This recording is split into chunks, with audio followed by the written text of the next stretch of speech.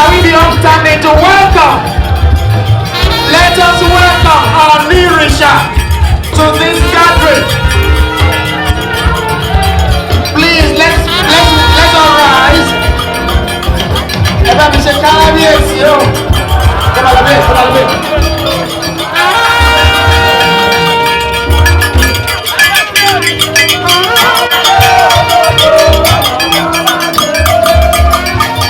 Ọlọ́ọ̀fin àdìmúlà àrólé Oòduà ó dé o ó dé o ó dé o.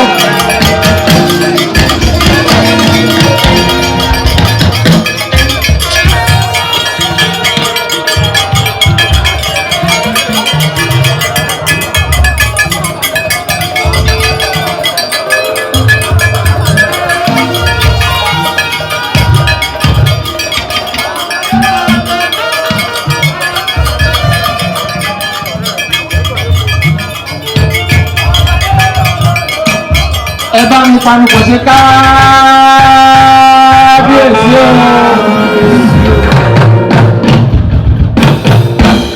Èrò káre ní Ifẹ̀,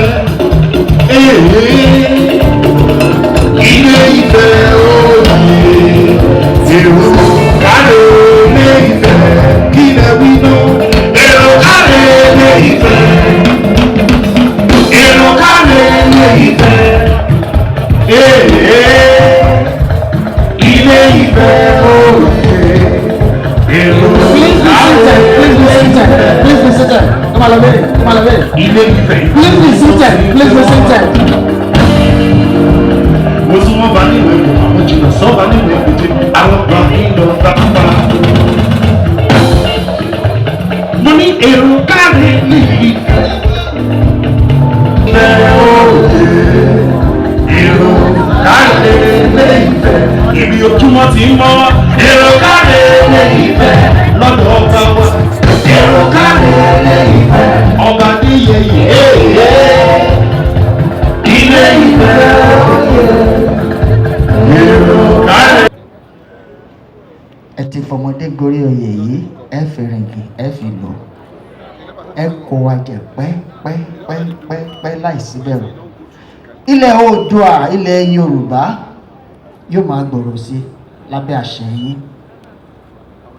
A ò ní rí bí, a ò ní rí wàhálà, a ò ní rí dààmú. Àdúrà yín ó mọ̀ gbà. Ẹ bá mi panupọ̀ ṣe kábíyèsí o.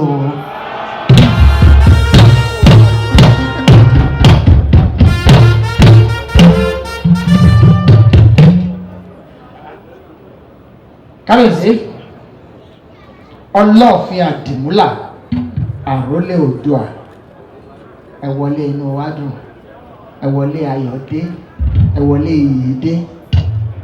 Iyì, ẹ̀yẹ, àṣẹ kò ní kúrò lọ́dọ̀ yín. We'll just move on quickly.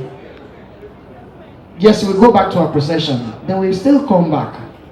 We'll still acknowledge the other dignitaries. Let's finish this procession. Kábíyèsí, before you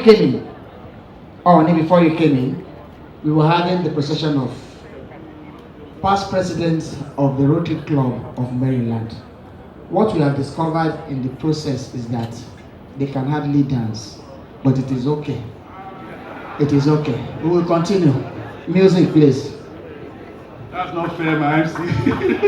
What a day, what a day. Thank you very much, everyone. We are still back to the procession, and I'm now calling on the number 50.